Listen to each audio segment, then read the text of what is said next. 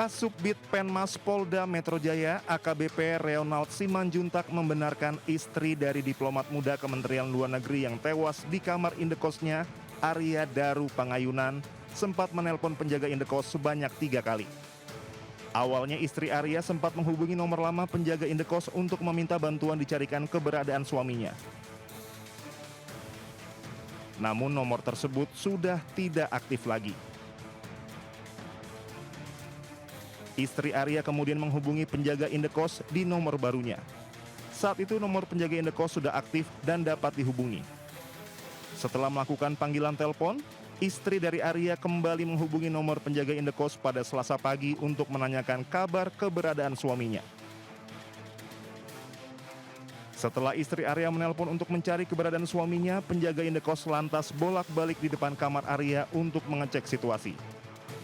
Namun Reonald belum memberikan informasi lebih lanjut sejak kapan Arya hilang kontak dengan istrinya.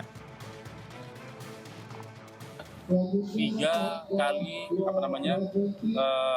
istri korban menghubungi penjaga kos untuk mengecek kamar korban. Itulah kenapa penjaga kos bolak-balik sambil memeriksa kondisi kamarnya korban. Sehingga paginya baru dari penjaga korban untuk membuka kamar. Setelah jenazah Arya Daru Pangayunan ditemukan, belum terkuak apa penyebab kematiannya. Hingga Senin sore, polisi masih melakukan pendalaman terhadap kasus tewasnya Arya dengan mengedepankan prinsip scientific crime investigation. Dari Jakarta, Helmi Sajangbati, iNews melaporkan.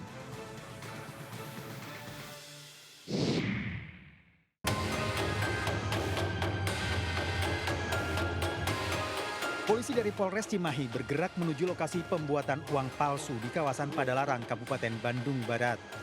Pelaku tak berkutik saat polisi menyergapnya tengah membuat uang palsu. Pelaku yang berusia 20 tahun merupakan pedagang ketan. Polisi mengamankan barang bukti ratusan uang palsu dengan pecahan 50 dan 100 ribu rupiah, stempel UV, printer, dan spray khusus yang digunakan untuk memberi tekstur mirip uang asli. Pelaku memproduksi uang palsu untuk dijual kembali ke pemesan. Dari 1 juta uang palsu dijual 1.200.000 rupiah hingga pelaku mendapat keuntungan 300.000 rupiah. Terus kalau yang tadi itu jualan yang di siapa aja? Ke yang beli Pak. Ya, yang kamu kenal. Pelaku sudah beroperasi sekitar 3 bulan dan uang palsu dijual ke pembeli melalui media sosial untuk menambah modal jualan ketan. Bahwa selain digunakan oleh pelaku untuk melengkapi atau memerlukan kebutuhan sehari-hari, memenuhi kebutuhan sehari-hari, seperti belanja di warung-warung kecil di sekitaran Padalarang dan juga pom bensin dan sekitarnya, tersangka juga melakukan jual beli dengan cara media sosial Telegram. Tersangka terancam hukuman maksimal 15 tahun penjara. Dari Bandung Barat, Jawa Barat, Yuwono Wahyu, iNews melaporkan.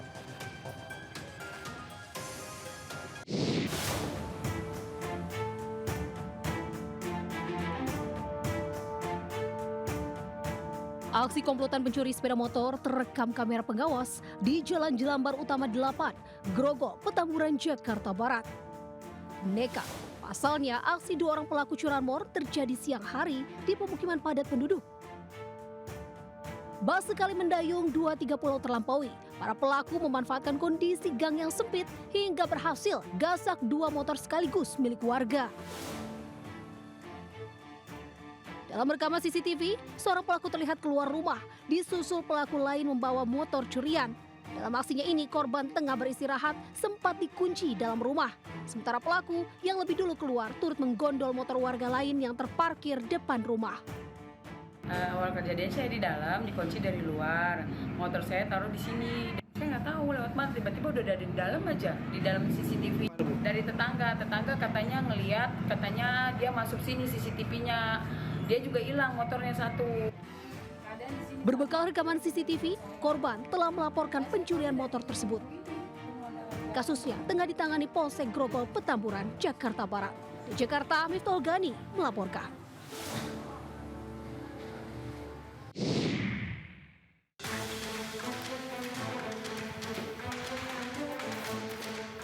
Polisi dari Polresta Padang mencari keberadaan pencuri yang selama ini meresahkan warga di daerah Lubuk Kilangan, Kota Padang.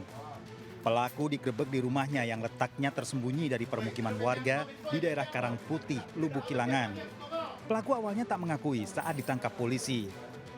Pelaku tak dapat berkutik setelah polisi mendapati sejumlah barang bukti hasil curian di dalam rumahnya. Mulai dari puluhan buku tulis, perabotan rumah tangga, serta ponsel dan proyektor hasil curian ditemukan di rumah pelaku. Pelaku dan barang bukti dibawa ke Mapolresta Padang guna melakukan pemeriksaan.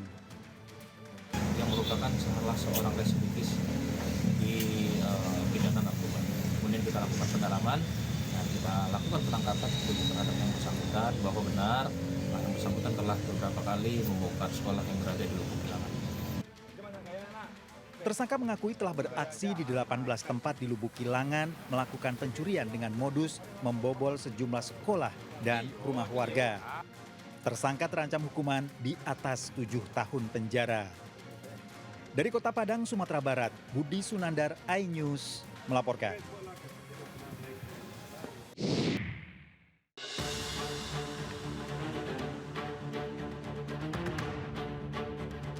Dalam rekaman kamera CCTV, seorang karyawan kios minuman sedang membersihkan mesin es sambil membelakangi pintu kios di Jalan Warakas, Tanjung Priok, Jakarta Utara.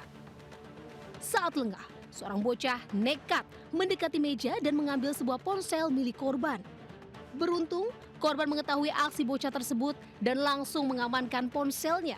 Namun bocah laki-laki tersebut berdalih ingin mengambil sendok es yang berada di meja. Maling-maling kayak gitu? Sering di sini bahkan ada yang udah kehilangan motor, di tukang pisang udah kehilangan 2 kali. Antisipasinya bagaimana nih Bu?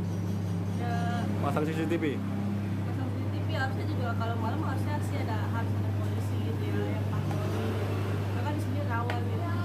Tapi ngelaporin ke jalan ini ke polisi gak Bu? Enggak sih, soalnya kan HP-nya nggak ada yang diambil. Aksi tersebut tidak dilaporkan ke kepolisian, namun korban memajang poster bocah maling di depan meja kios untuk mengantisipasi agar tidak terjadi kejadian serupa.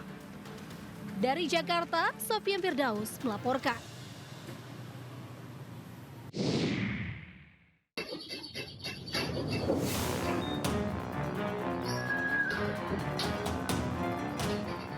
Dalam rekaman CCTV, aksi yang dilakukan kawanan pencuri ini tergolong nekat di kawasan perumahan Giri Mandala, Jalan Gandayu, Kampial, Kuta Selatan, Kuta. Salah satu pelaku naik pagar rumah yang terkunci sementara temannya menunggu di motor dan tetap ada di jalan. Aksi ini dilakukan pada siang hari. Pencuri beraksi saat pemilik rumah tengah bekerja. Para pelaku mencuri berangkas perhiasan di dalam rumah. Diduga para pelaku tidak menyadari jika aksinya terekam kamera pengawas. Berbekal laporan korban dan petunjuk rekaman kamera pengawas, unit Reskrim Polsek Kuta Selatan dibantu Satreskrim Polresta Denpasar melakukan penyelidikan. Sejumlah perhiasan ada 2 set T-box, satu berwarna silver, satu berwarna hitam. Kalau kondisi rumah itu memang nggak ada penghuni atau bagaimana? Rumah itu ditinggal bekerja oleh pemiliknya sehingga kosong. Polisi saat ini sedang melakukan pengejaran terhadap kedua pelaku yang diduga telah memahami situasi rumah korban.